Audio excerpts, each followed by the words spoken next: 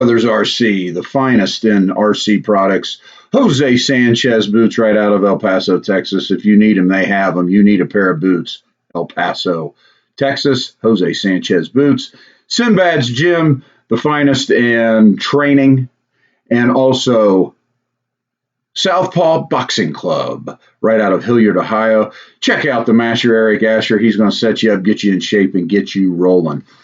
Hey, this is the good, the bad, and the wrestling of Tony James podcast. And as always, the bells of justice are ringing. Hey, before we begin, please check us out on Spotify. Like, follow, subscribe at the good, the bad, the wrestling of Tony James podcast. Also, YouTube, the good, the bad, the wrestling of Tony James podcast. Click, follow, subscribe, like. Facebook, GBW podcast. Once again, like, follow, subscribe. All I'm asking you to do is to leave comments, follow us, help us out, help us grow. We've been around for a year, going on 2 years, and we're trying to do what we can do, and what that is pro wrestling.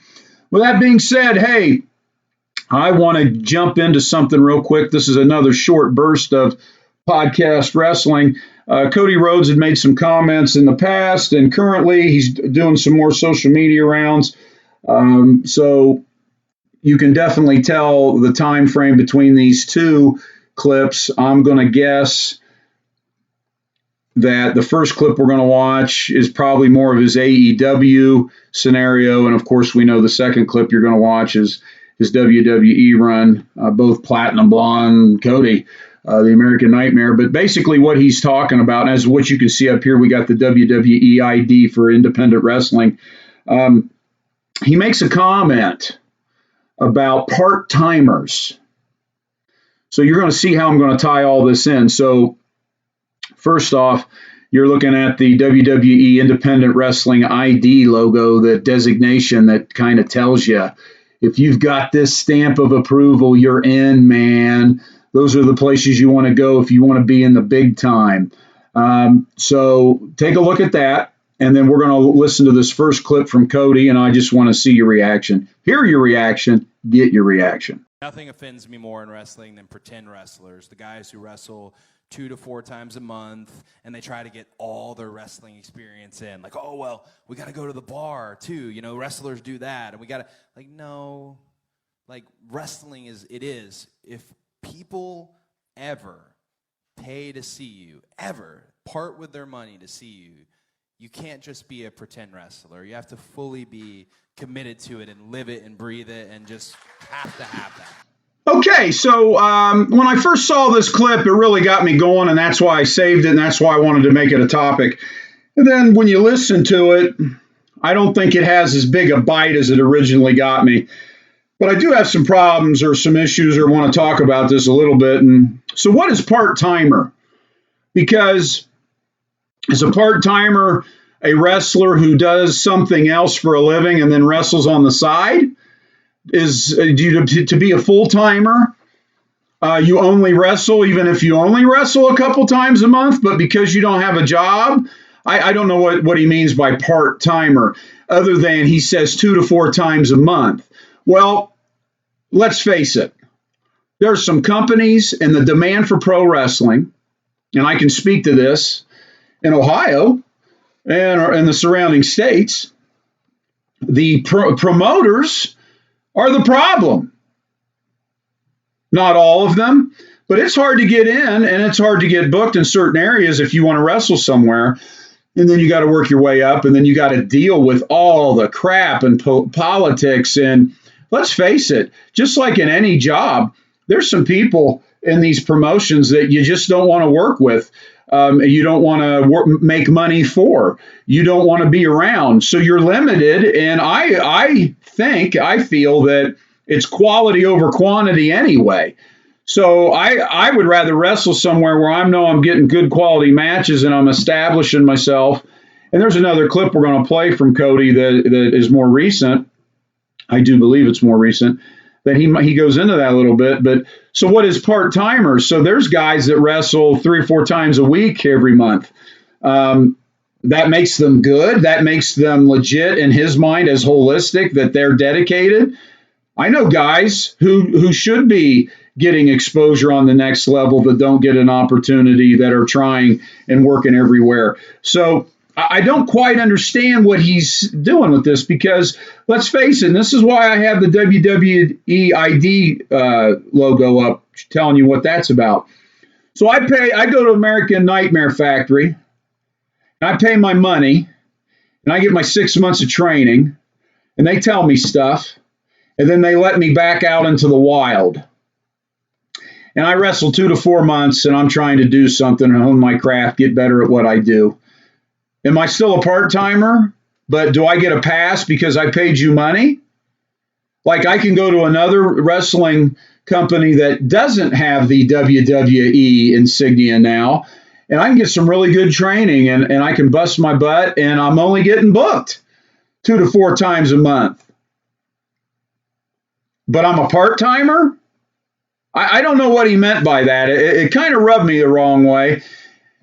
And knowing how the stuff works now after having some time, you question, do we have to put labels on who we are? Like, I get there are some guys and girls that just come and go as they please. They show up, they wrestle 2 or 3 times a year, and they act like they're somebody. There's guys that shouldn't be booked that get booked all the time, and they think they're the man. They put absolutely no effort into getting better physically, getting better in the ring, getting better by their character. They just want it handed to them, and sometimes they do, because some promotions are restricted with their roster. They can't pay the big dollar, or they can't pay a lot of money out to get the talent to come in. So they give you this opportunity to wrestle for them, get yourself over, get experience, which is priceless. And then if you choose to go elsewhere, that's fine. But then you got to be careful where you go, because, I could probably give you a top 5 list of guys you probably don't want to hang out with, or companies you don't want to work for. And then there's companies that you want to work for that are just hard to get into. So it's not like you're restricting yourself. Now, the bar thing, and guys that do stupid stuff to act like they're part of the business, or they create their own narrative to brag about back in the day when we did. Well, yeah, I get him. That has nothing to do with getting into pro wrestling. The pro wrestling, of course, isn't the same. I know when I tried to get in way back when, it was Charlie Fulton School of Wrestling, and it was the Monster Factory. Those were the 2 big ones. And there was a checklist. You had to be a certain height, weight. You had to do certain things physically before they'd even think about letting you in the front door. Then, of course, you've heard the stories, which are true. They beat the living crap out of you to see if you come back. That's not the case now, because everybody's ripped open the roof and everyone can see down in on what's really going on. And you got people that, and this is what gets me now with this comment, you have people that go into the WWE that didn't even think about wrestling, but now it's a job option out of college if you're an athlete. Well, that looks cool. I can get on TV, make lots of money, have T-shirts made, but you ask them, definitely anything from 2005, 2010, before 2005, 2010, they can't tell you anything. When you mention something from the 70s or 80s, what are you talking about? You don't have to be a wrestling aficionado to know what you're doing, but once again, if Cody is talking about living and being holistic and all that, then you probably should know that stuff. So before I get going again here, let's take a listen to this next clip and see if we can patch the two together. So wrestling is the suspension of disbelief, and it's entertainment. We have writers, we have our show, whatever it may be. However, it's a lot more fair than people think. If you put yourself in the best of shape, if you invest in your gimmick or your character, if you work on your promos, especially in this era of social media, if you go out and you create a little empire, or you work with the digital teams, again, small bones. Yeah. If you just take advantage of all that, somebody sees it eventually. Mm-hmm. And that's where things can pick up for you. And I wasn't doing all that. Okay, so I totally get that. So everything previously, he's talking about being a part-timer. Well, at some point, you have to be a part-timer. And I totally agree. You have to be in-ring work. You definitely have to be able to cut a promo. As Hogan and a few other people said, if you look like you're bagging somebody's groceries on the weekend, and then you get in the ring and you expect people to believe what you're doing, it isn't going to work. My one big beef currently that I see all the time people want to go out and tell you how much they hate people and cut promos, which are, I'm not even going to get into it, but they cut these promos or they're at the show and they're wrestling and they want you to believe in what they're doing. And then at intermission or after the match, they come out and walk amongst the fans and want to talk. And then they like each other on Facebook, or they use the same picture as their personal name as their shoot work name. And then people know about them and they think that's how they're networking and creating their brand, when in actuality, you're not doing anything. And then you wonder why you can't get over. So you're not doing anything physically to get in shape, which bothers me. If I get in the ring with a guy who can't even do 10 push-ups, now you're expecting me to allow you to pick me up. I got to wrestle you and I got to do double the work. I got to get myself over and you over because you're not putting the time in the gym or coming in to work out in the ring. And you're not working on your promos, like he said. Where the two clips, I think, contradict each other at some point. I can only wrestle so many times a month. I can get in the gym. I can study film. I can work on my promos. But I'm limited to the amount of time I'm given to establish myself. So I have to do things. I got to do side hustles on my own. I create my own merchandise. I have my own social media platforms. I reach out to certain companies and ask them, will you book me? Will you take a look at me? But let's face it, and I'm a Cody Rhodes. I like Cody Rhodes. I got a couple of his T-shirts. I was a big fan of Dusty Rhodes. I love Dustin Rhodes. But if my dad, who was a truck driver, was a pro wrestler, it'd be a lot easier for me to get in. Now, he was already in, and he was stagnant, and he wanted to do more than make money. So I respect him for going to the independent circuit and creating the to-do list of guys he wants to wrestle, redoing his trunks, his tights, his gear, and working his way back up and having that awesome match with his brother. But he had already had those connections and people wanted him. It's harder for guys who are starting out all you got to do is, if you really take time and look for independent guys, there are guys who are doing what he's saying, and they're not going to get recognized. They're just not. I just hope those guys hand pick and choose what they do. Because at some point when you're wrestling 15, 20 times a month and you're putting guys over because you're getting paid, even though we know what pro wrestling is nowadays, it still affects.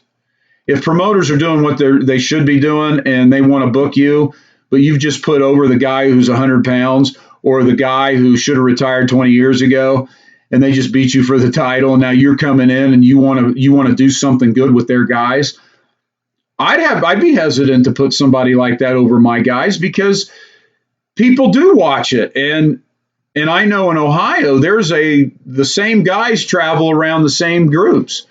And there are some companies that keep it exclusive to their own group and only allow certain guys in and build them up, and then are very, very particular on who they let in. I think that's how you become successful. So looking at the two clips again, I'm not as angry as I was when I watched that first one trying to figure out. But the part-time thing, we're handcuffed. Independent guys are handcuffed sometimes. And I know I tell guys that I work with, I'm still a believer of quality over quantity, because I think in the end, quantity can hurt you physically with the wrong guy, your brand, if you have a brand. And if you are working the circuit, West Virginia, Kentucky, Ohio, the promotions within Ohio, the promotions within West Virginia, at some point, they're going to see your matches. At some point, they're going to see what you're doing. And at some point, you're going to lose the uniqueness of what you bring. That's my opinion.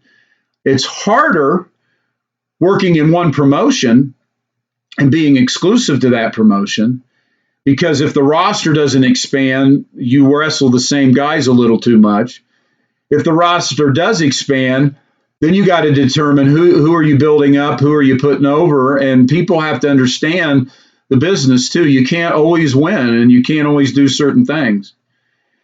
And then it comes down to you physically. And this is what gets me. You can complain about, I don't get this opportunity, I don't get that opportunity. What are you doing? What are you doing to physically look better verbally sound better, and what does your work look like? You can lose a lot of matches and still be over, and people don't care. Dr. D. David Schultz, from the AWA up until 85 in the WWF, he could go to Madison Square Garden and lose month after month. People still wanted to see him wrestle. Why? His promo, his physicality, his look. He was an awesome heel. Okay?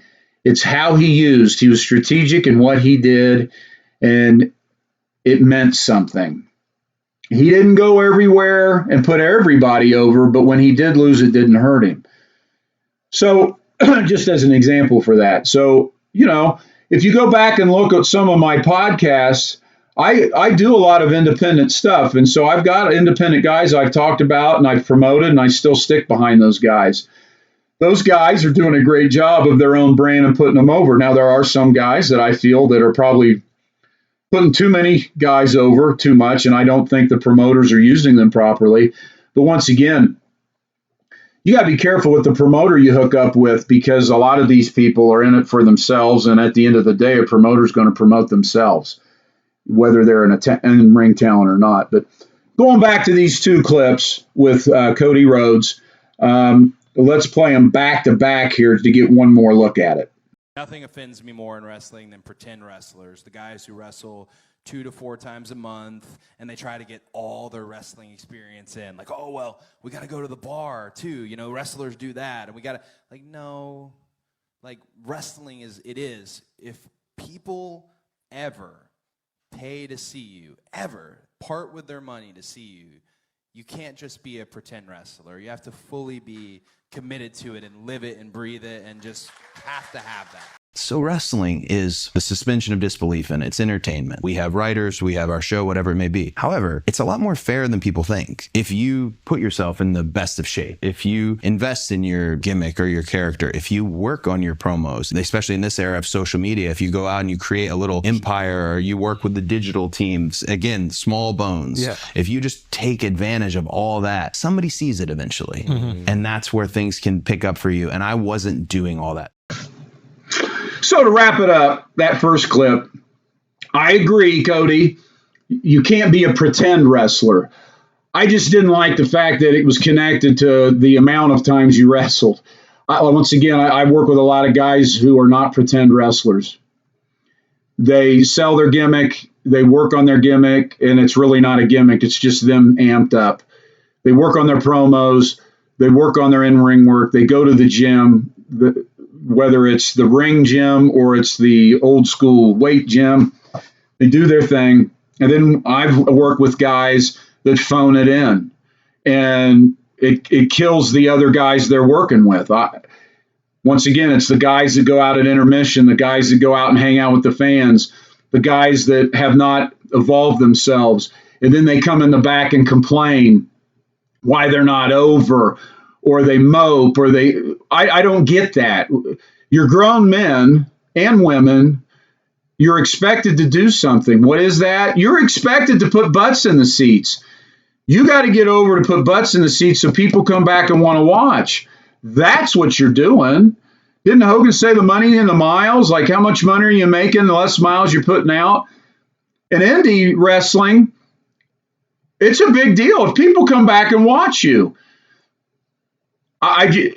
that's my problem. So I agree with don't be a pretend wrestler. If people are putting their money down to come see a show, an event, it should be an event over a show. They want to come see an event and you're on that event. I want to believe. And in that second clip, I totally get what he's saying there. I just wish he would have defined pretend wrestler more. And pardon me, not connected to wrestling 2 to 4 times a month, because the economy, the promotions, everything limits us. We have guys who can't go to Texas and work for Booker T and give him $1,500 and put himself up somewhere. We can't do that. Not everybody can do the American Nightmare Factory or go down to Dustin Rhodes, who probably has the ID. Dr. Tom Pritchard, all about Dr. Tom Pritchard. and I'm assuming he has the ID logo. Some places that may not, that I think are great, that if I was younger I would go to, Santino Brothers, and I believe that's in California. Allmark over in UK. You got to watch his stuff. He's great. Monster Factory, they probably have an ID, but those are three right there that I think are great, that don't fall into former wrestler where you have connections and you create your own school. Booker T, Dustin Rhodes, Cody Rhodes.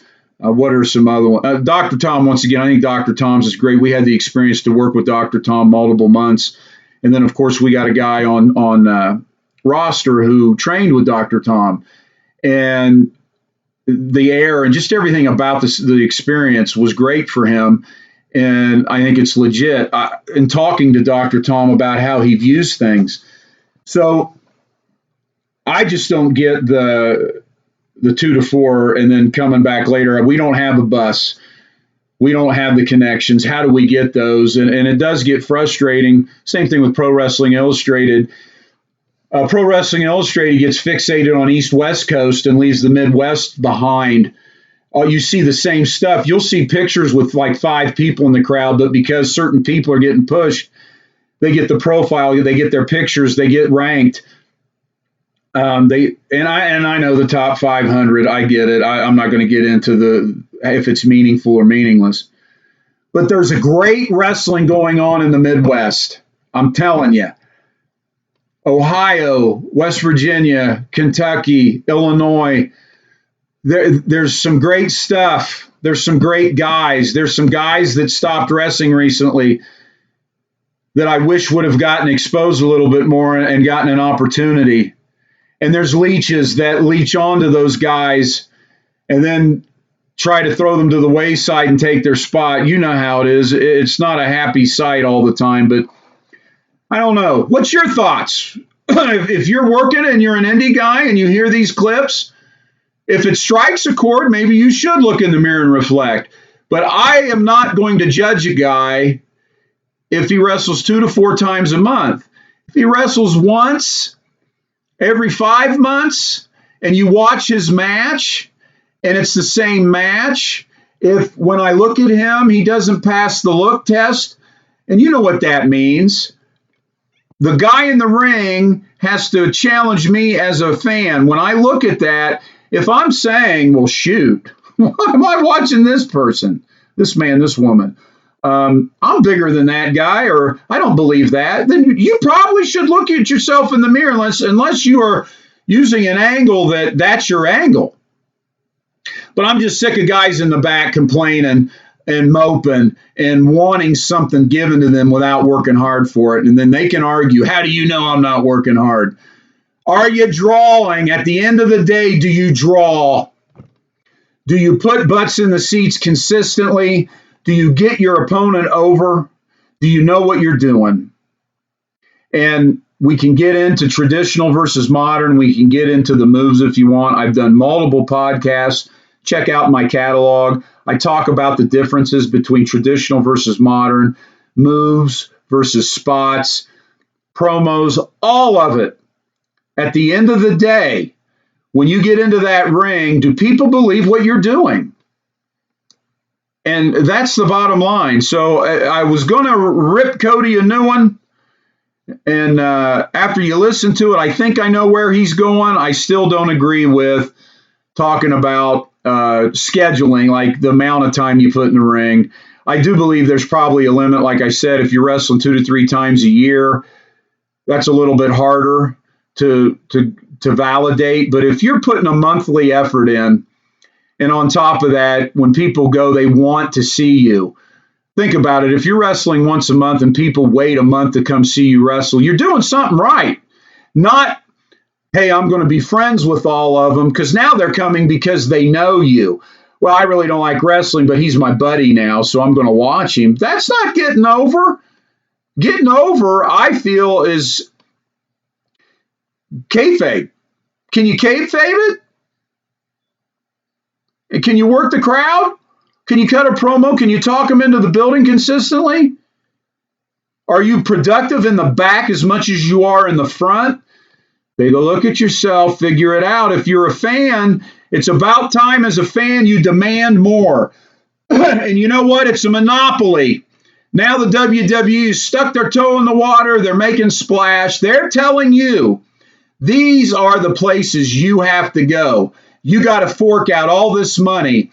You go there, and there's no guarantee when you walk out. There's not. I say you create a side hustle, you do it yourself, you go to a place, you get better. If you really want it bad enough, you become your own advocate. And if you go to, whether you go to the Nightmare Factory or the place down the street, get in the ring and figure it out. Attach yourself to good people. You'll know who good people are because they overshine everybody else. You take the criticism, you take the lumps, and you get better. Hey, I love indie wrestling. I love it. I want it to get better. Even when I'm done, I want it to get better. I love to see people grow, and I love to see people promote it to the point where people come and pay money to actually watch them wrestle. I think it's the greatest thing ever. So with that being said, thank you, Cody Rhodes, for your little snippets of info. Keep pounding, keep working, get better every day. You don't have to go home, but you can't stay here. God is good, and we will see you at the indie wrestling matches.